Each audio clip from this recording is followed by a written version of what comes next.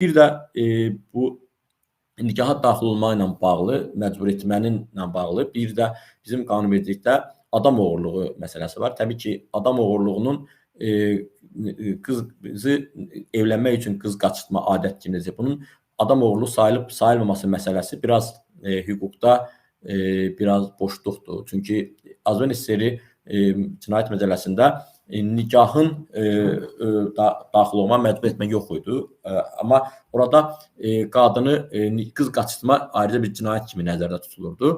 Amma 2000-ci ildə qəbul olunan cinayət məcəlləmizdə qız qaçırtma ayrıca bir cinayət kimi yoxdur, amma adam oğurluğu var. Təbii ki, burada adam motiv baxımından, çünki adam oğurluğu cinayətinin motivi daha çox hər hansı bir qisasla bağlı ola bilir və yaxud da hər hansı bir formada maddi vəsait əldə etməklə və s. Nikahda isə bu biraz motiv ona uyğun gəlmir. Ona görə məsələn bəzi